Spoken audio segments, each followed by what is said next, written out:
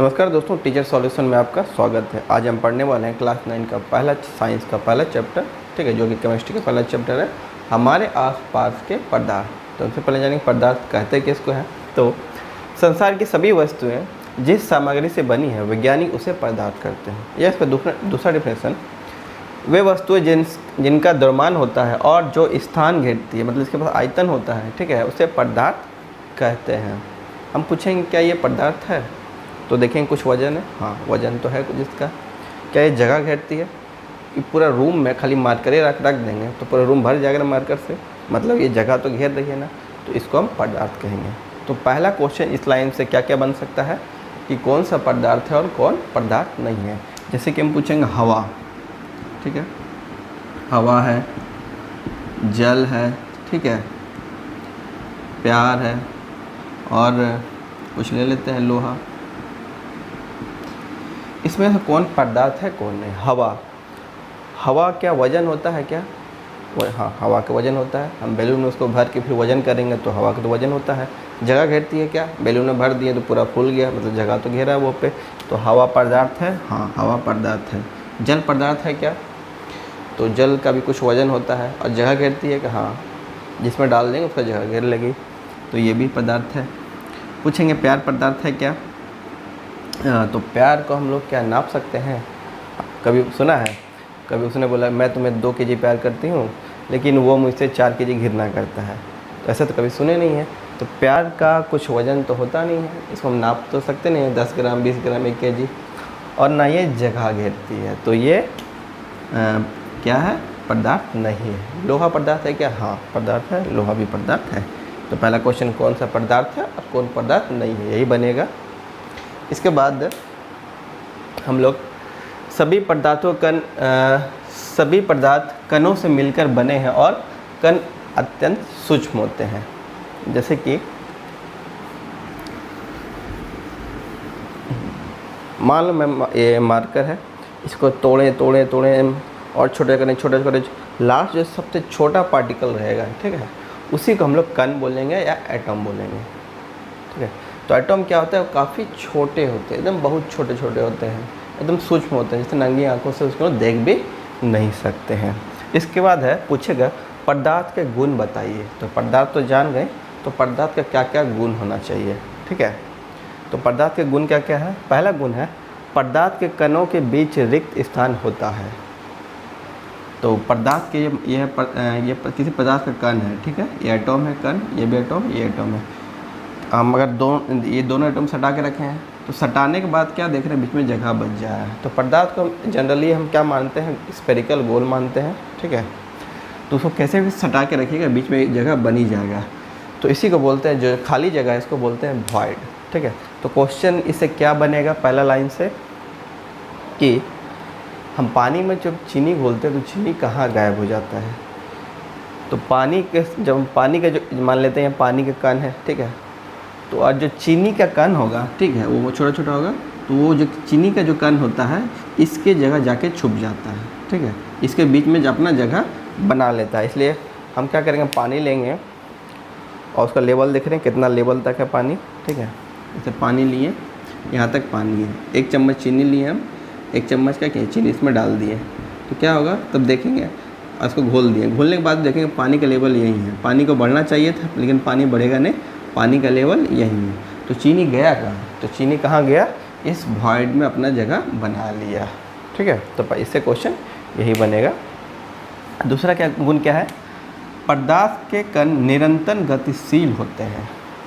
तो पदार्थ जो कण होता है ना, ठीक है, ये हमेशा गतिशील होते हैं, कभी स्थिर नहीं होते हैं। तो कण जैसे, तो इससे सवाल इसको कैसे समझेंगे?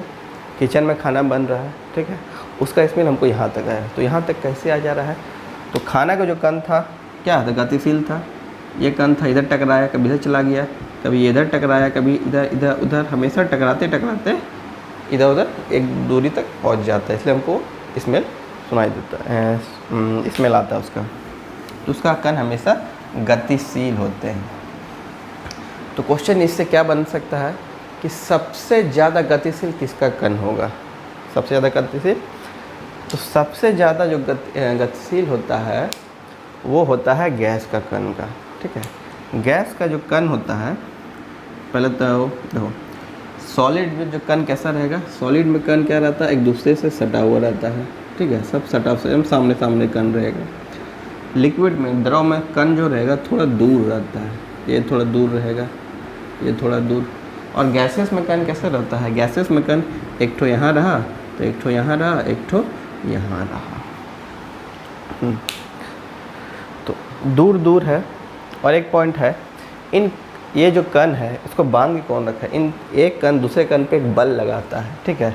इस बल को बोलते हैं हम लोग पदार्थ के एक कण पदार्थ के एक कणों के बीच आकर्षण बल को अंतरानुक बल कहते हैं। एक एटम दूसरे एटम को एक बल से बांध के रखता है, जिसको इंटरमोलिकुलर फोर्स बोलते हैं। इंटरमोलिकुलर फोर्स, इसी को हिंदी बदल दिया अंतरानुक बल। अंता और अणु जोड़ के बन गया अंतरानुक बल, इंटरमोलिकुलर फोर्स। तो दो कणों के बीच में एक बल होता है, ठीक है, इसको इंटरमोलिकुलर फोर्स बोलते हैं। सबसे ज़्यादा बल पूछेगा तो कहाँ, तो जहाँ अगर बहुत ज़्यादा बल रहेगा तो तू बांध के रखेगा, सटा के खींच के रखेगा, तो सबसे ज़्यादा बल यहाँ ठोस में, उससे कम बल द्रव में, और सबसे कम बल पूछेगा तो किसमें, गैस में। तो बल कम रहता है, इसलिए ये क्या आता है, स्वतंत्र, एक तरह समझे स्वतंत्र है। तो स्वतंत्र है तो इसके पास ऊर्जा भी ज़्यादा है, तो गैस के पास सबसे ज़्यादा ऊर्जा होता है, ठीक है।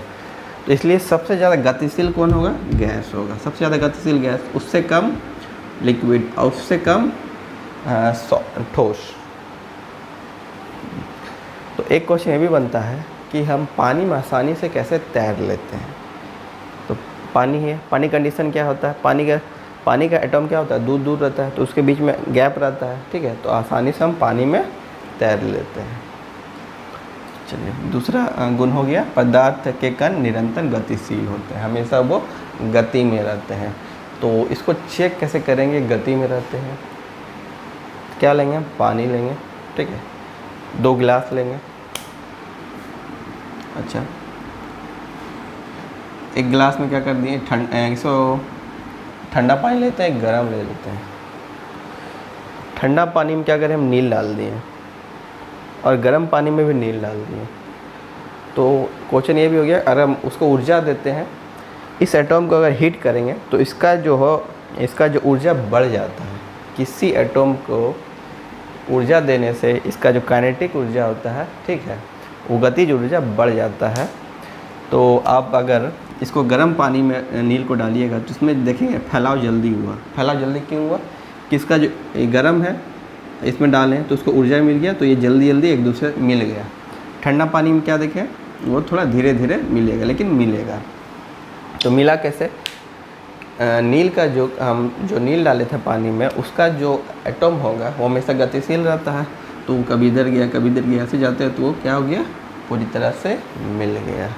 तो ये एक्सपेरिमेंट बताता है कि किसी एटम का जो कण होता है वो गतिशील होता है। फिर अगला, पदार्थ के कण एक दूसरे को आकर्षित करते हैं, ये तो बता दिए। पदार्थ के कणों के बीच आकर्षण बल को अंतरानुक बल होता है। तो क्वेश्चन ये आएगा, ये तीनों से पूछेगा पदार्थ के गुण बताइए, तो ये तीनों लिख दीजिएगा, ठीक है, 1 2, ये तीनों गुण हो गया। पहला गुण क्या बताएं आपको, पदार्थ के कणों के बीच रिक्तिस्थान होता है, पदार्थ के कण निरंतर गतिशील होते हैं, पदार्थ के कण एक दूसरे को आकर्षित करते हैं। या हम ये भी लिख सकते हैं, पदार्थ के कण बहुत सूक्ष्म होते हैं, ये चौथा भी लिख सकते हैं।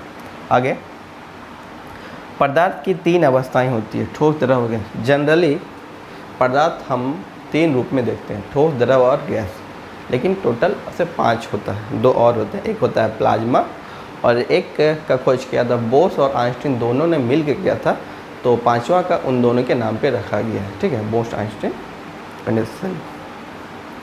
लेकिन जनरली 3 होते हैं आमतौर पे। अगर ऑप्शन में क्या 3 और 5 दोनों रहता है तो 5 में टिक मारेंगे, अगर सिर्फ वहाँ पे 3 है तो 3 में मारेंगे। 2 विभिन्न पदार्थों के कणों का स्वतः मिलना विसरण कहलाता है, ठीक है। विसरण मतलब कोई भी 2 पदार्थ अपने आप अगर मिल जाए तो विसरण कहेंगे। जैसे कि हम रूम में परफ्यूम मारे, ठीक है, परफ्यूम तो क्या देखते हैं हम, वो दूर से हमको स्मेल आया था, वो आदमी परफ्यूम मार के आया है, तो परफ्यूम का जो स्मेल था वो हवा में मिल गया, तो परफ्यूम का कण हवा के कण के साथ मिल गया, तो इसको बोलेंगे विसरण। तो और विसरण का क्या एग्जाम्पल हो सकता है? सिर्फ क्या हवा में मिलना ही पर विसरण कहलाता है क्या? नहीं, विसरण में नील का और जल का भी मिलना हो गया, ठीक है, वो भी विसरण हो गया। दूध और पानी का मिलना विसरण क्या? हाँ, वो भी विसरण का एग्जाम्पल हो गया। तो विसरण का अर्थ ही है कि कोई भी दो कण आपस में मिल जाना स्वतः, उसको विसरण बोलेंगे, ठीक है। तो ये आपको याद रखना है विसरण। तो पूछेंगे सबसे ज़्यादा विसरण किस में होगा? तो लिक्विड में लिक्विड मिल जाता है, सॉलिड मिल जाता है और लिक्विड में गैस भी मिल जाता है। तो विसरण का आपको एग्जाम्पल पूछ सकता है कि एक ऐसा विसरण बताओ जो लिक्विड लिक्विड हो, लिक्विड और लिक्विड का विसरण बताइए। तो लिक्विड लिक्विड में मिले, दूध पानी, लिक्विड में ठोस मिले, दूध चीनी, लिक्विड में गैस मिले तो कोल्ड ड्रिंक, ठीक है, कोल्ड ड्रिंक जो पीते हैं उसमें गैस रहता है, या लिक्विड में ऑक्सीजन भी मिला होता है, ठीक है। तो हो गया विसरण के बाद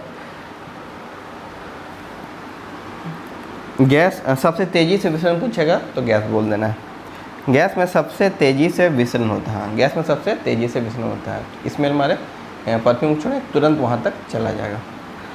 तो संपीड़ितता, संपीड़ितता क्या होती है?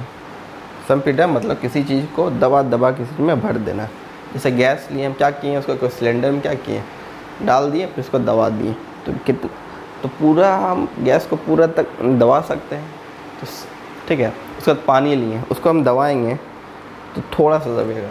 उसके बाद हम कोई ठोस नहीं, पत्थर ले लिए, हम कितनों बल लगाएंगे वो दबेगा ही नहीं, भले वो टूट जाएगा, चकनाचूर हो जाएगा, लेकिन दबेगा नहीं। तो इसी को बोलते हैं संपीड़ितता या कंप्रेसिबिलिटी। मतलब कंप्रेस मतलब दबाना होता है, ठीक है। तो चाहे तो इस रूम का पूरा जितना भी हवा है, ठीक है, उसको क्या कर सकते हैं हम, एक छोटा सिलेंडर इतना जगह में इसको पूरा ठोस के भर सकते हैं।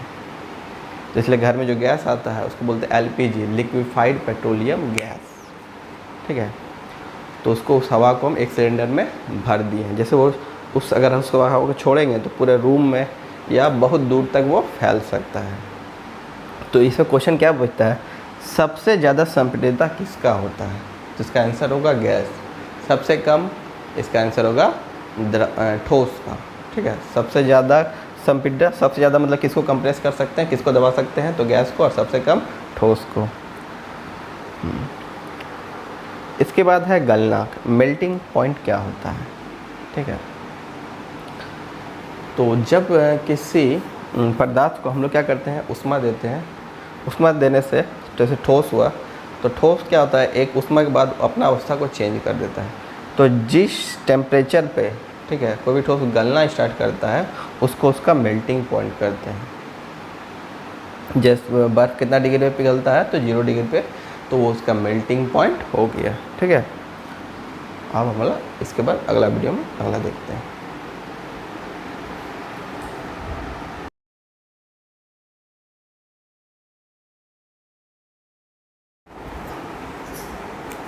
अब हम लोग जानेंगे कि गलनांक क्या होता है। गलनांक मतलब गलना, तो गलेगा कौन, तो सॉलिड से लिक्विड। इंग्लिश में समझें तो मेल्टिंग पॉइंट, मेल्ट मतलब पिघलना, पिघलता कौन है, आइसक्रीम। आइसक्रीम क्या होता है, सॉलिड। तो सॉलिड से लिक्विड बनना गलना कहलाता है। और ये जिस टेम्परेचर पे होगा वो उसका गलनांक कहलाएगा, मतलब उसका मेल्टिंग पॉइंट कहलाएगा। जैसे कि लोहा, उसको गर्म कर रहे हम, गैस पे चढ़ा दिए, वो तब तक कब तक नहीं गलेगा जब तक वो उसका मेल्टिंग पॉइंट अचीव ना कर ले। तो मेल्टिंग पॉइंट लोहा का कितना होता है, 1538 डिग्री। जब तक आप उसको 1538 डिग्री ताप नहीं दीजिएगा, लोहा गलेगा नहीं, ठीक है। तो उसको बोल सकते हैं जिस ताप पर कोई ठोस पिघलकर द्रव बन जाता है वह ताप उस पदार्थ का गलनांक कहलाता है। तो सबसे जो जनरली आप लोगों को पूछेगा वो पूछेगा मेल्टिंग पॉइंट्स ऑफ आइस, बर्फ़ का गलनांक कितना होता है। तो बर्फ़ का गलनांक 0 डिग्री सेल्सियस होता है। मतलब कि बर्फ़ जो है 0 डिग्री सेल्सियस पे गलना आरंभ कर देता है, ठीक है। जैसे लेते हैं ठंडा क्षेत्र में टेम्परेचर बहुत कम होता है, -2 डिग्री 3 डिग्री, ठीक है। तो आप क्या करिएगा, जैसे कि अभी टेम्परेचर -2 डिग्री सेल्सियस है, बर्फ़ का है, बर्फ़ लिए, उसमें तो बर्फ़ होगा। हीट दिए, -1 डिग्री सेल्सियस आया, और हीट दिए 0 डिग्री सेल्सियस। जैसे 0 डिग्री सेल्सियस आया, अब क्या होगा, अब उसको अगर आप हीट देते हैं तो वो गलने लगेगा, ठीक है। अब उसके बाद अच्छा गलनांक तो जान गए, अब जान जाते हैं गल के क्या बन गया, लिक्विड बन गया। लिक्विड को और हीट दिए, तो अब क्या होगा, लिक्विड गर्म होगा और गर्म होगा और गर्म होगा, और लिक्विड गर्म होने के बाद एक पॉइंट ऐसा आता है जब वो बॉयल होने लगता है। क्या होता है, बॉयल होने लगता है, तो उसको उसका बॉइलिंग पॉइंट बोलते हैं। तो किसी वस्तु का क्या द्रव का बॉइलिंग पॉइंट किसका खोलता कौन है, कोई लिक्विड है ना, कोई द्रव है ना। तो किसी द्रव का बॉइलिंग पॉइंट किसको बोलेंगे, जिस टेम्परेचर पर वो बॉयल होने लगता है उसको उसका बॉइलिंग पॉइंट बोलेंगे। जैसे तो सबसे जल्दी पूछेगा पानी का, तो पानी किस टेम्परेचर बॉयल करता है, तो 100 डिग्री सेल्सियस पे।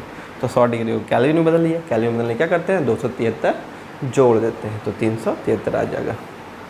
ठीक है, तो केल्विन पे और भी क्वेश्चन आ सकता है कि 0 डिग्री केल्विन बराबर होता है 0 डिग्री सेल्सियस बराबर होता है 273 केल्विन।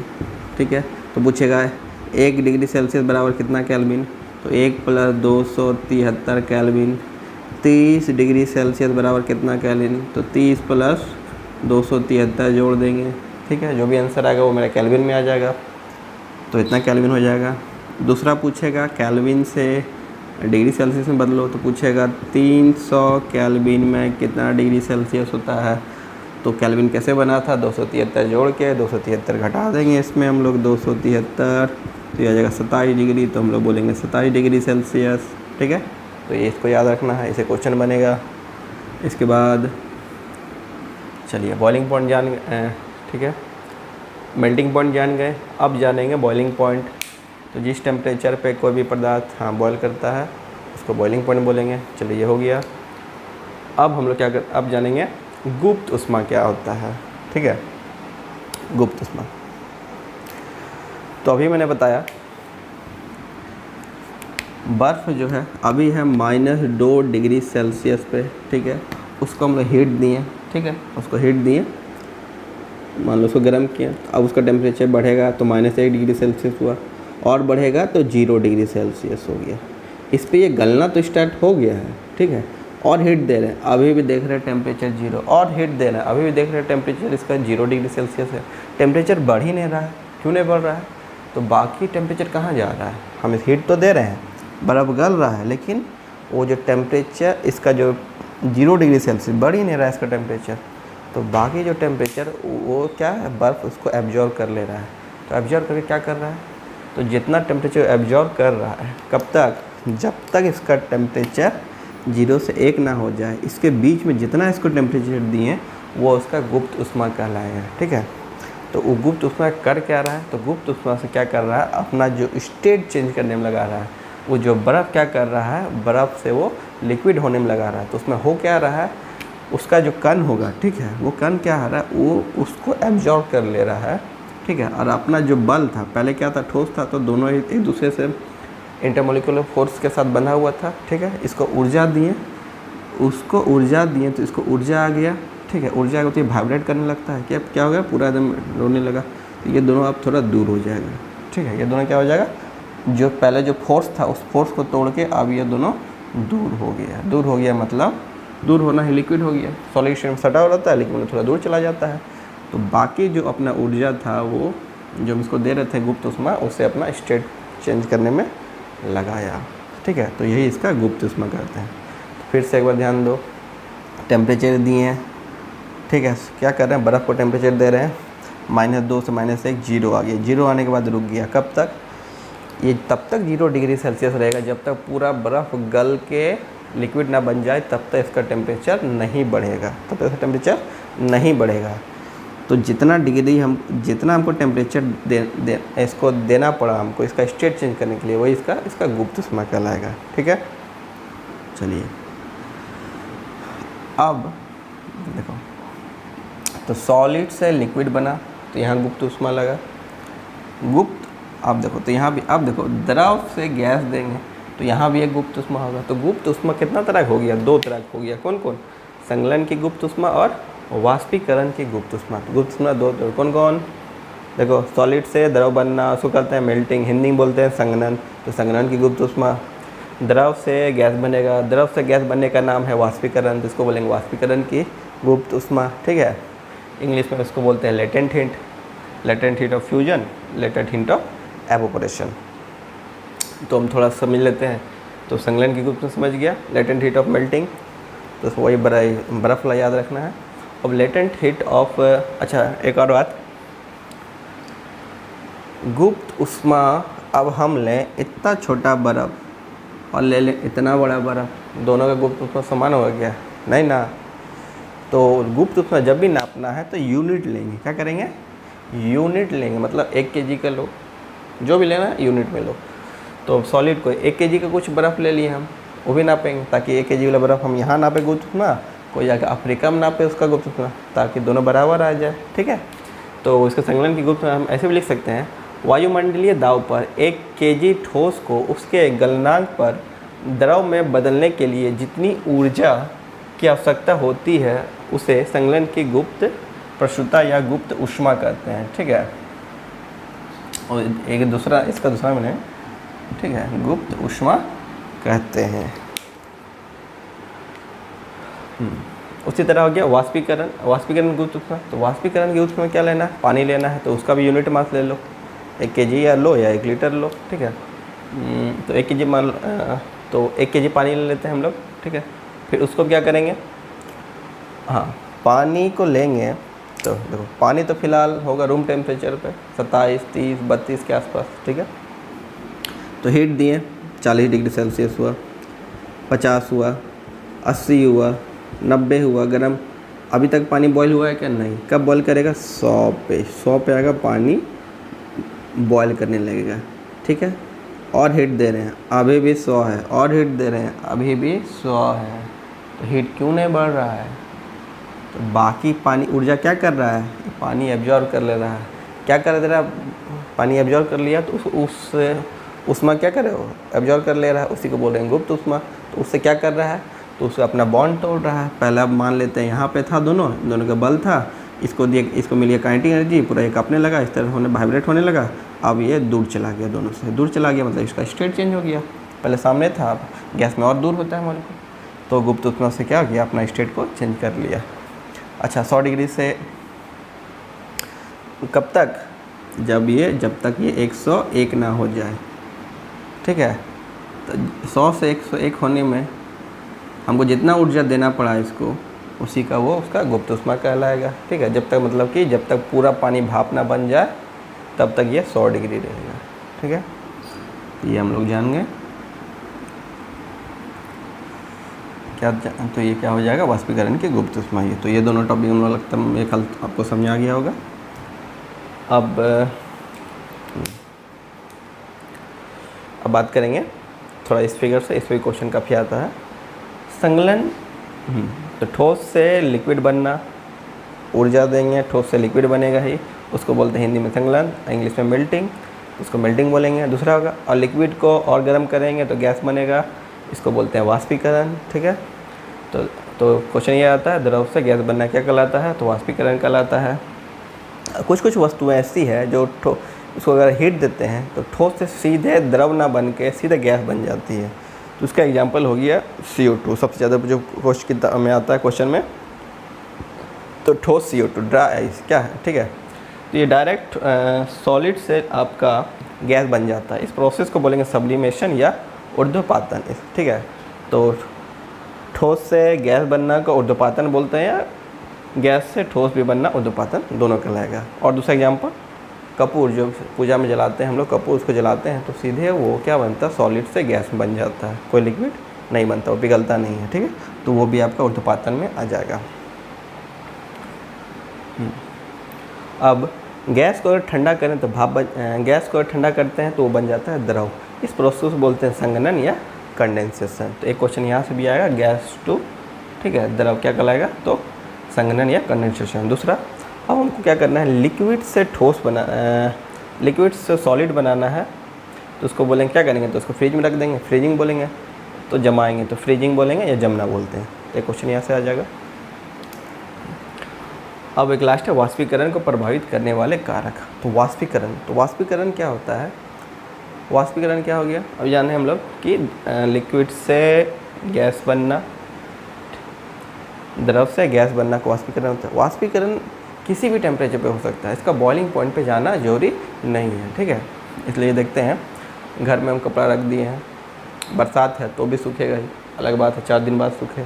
गर्मी है, घर के अंदर रूम में रखा हुआ तो भी वो सूखेगा। टेम्परेचर जो भी रहे, ये रूम का टेम्परेचर जब जो भी रहे वो सूखना तय है। तो वाष्पीकरण किसी भी टेम्परेचर पे होता है। तो वाष्पीकरण को प्रभावित करें ताकि वाष्पीकरण जल्दी हो, जल्दी मतलब इससे कपड़ा का सूखना क्या कहलाता है? वाष्पीकरण। मतलब मेरा कपड़ा कैसे जल्दी सूखेगा, सोचिए। तो कपड़ा हम धो के निकाले, अगर मोड़ के उसको रख दें तो सूखेगा, उसको धूपा में रख देंगे तो भी नहीं सूखेगा। मोड़ के रखने के बाद देखते हैं सटा हुआ रहता है, जल्दी नहीं सूखता है। कब सूखेगा? जब उसको फैला दें। फैलाने से क्या होता है, जो उसका सूखने वाला क्षेत्रफल था वो बढ़ गया, इसलिए वो जल्दी सूख जाएगा। तो फैलाने से क्या होगा कपड़ा, तो इसको बोला गया increasing the surface area, English को बोलेंगे। तो सतह के क्षेत्रफल को बढ़ाने पे वाष्पीकरण जल्दी होगा। दूसरा, तापमान में वृद्धि होने पे, अगर उसको हम धूपा में रख देते हैं तो और जल्दी सूखता है, या आयरन कर देते हैं तो और जल्दी सूखता है, ठीक है। फिर आर्द्रता में कमी आने पर, आर्द्रता मतलब हो गया हवा में जल की मात्रा को आर्द्रता बोलते हैं। बरसात के दिन में क्या होता है, आर्द्रता बढ़ जाता है, मतलब कि हवा में पानी बढ़ जाता है। तो उस टाइम क्या होता है, कपड़ा धीरे धीरे सूखता है, क्योंकि कपड़ा सूख के उसका जो पानी है कहाँ जाना है, हवा में जाना है। हवा में पहले से पानी है, इसलिए नहीं सूखता जल्दी। इसलिए गर्मी दिन में जल्दी सूख जाता है, क्योंकि गर्मी दिन में क्या होगा, हवा में आर्द्रता कम होगा, मतलब हवा में पानी कम होगा, इसलिए कपड़ा और पानी हवा में जल्दी जाएगा। दूसरा, वायु की गति में वृद्धि होने पर, अगर कपड़ा को हम पंखा के नीचे रख देते हैं, देखते हैं क्या जल्दी सूख जाता है, या बाहर में हवा बाहर है वहाँ रख दें जल्दी सूख जाता है। तो वायु गति में वृद्धि होने पर। और छोटे छोटे क्वेश्चन है कि ऐसा यूनिट ऑफ टेम्परेचर क्या होता है, तो इसको केल्विन में नापते हैं, और 0 डिग्री सेल्सियस बराबर होगा 273, ये आपको पता ही है। और छोटा, ऐसा यूनिट ऑफ प्रेशर क्या होता है, प्रेशर का यूनिट होता है पास्कल, ठीक है।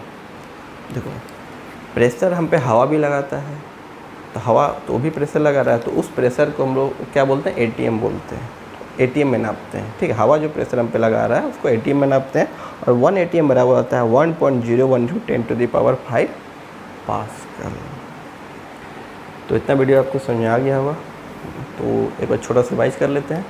पहला क्या था, मेल्टिंग पॉइंट। मेल्ट मतलब गलना, तो सॉलिड गलेगा। जिस टेम्परेचर पे कोई भी पदार्थ गलने लगता है, ठीक है, वो उसका मेल्टिंग पॉइंट कहलाता है। जैसे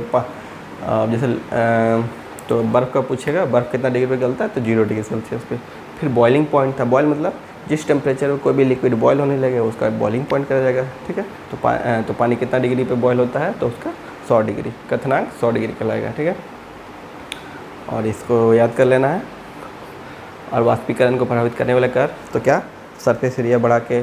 दूसरा, तापमान को बढ़ा के। चौथा, आर्द्रता में कनिया में ह्यूमिडिटी कम आ जाएगा तो जल्दी वाष्पीकरण होगा। वायु की गति बढ़ा के, ठीक है। तो आशा करता हूँ ये वीडियो आपको पसंद आया होगा। तो आप इसे लाइक करें, शेयर करें और सब्सक्राइब करें। अगर 2-3 क्वेश्चन अगर छूट भी गया है तो मैंने इसका MCQ क्वेश्चन कराया है इस वीडियो में, आप जाके वहाँ पे इसको भी देख सकते हैं। धन्यवाद।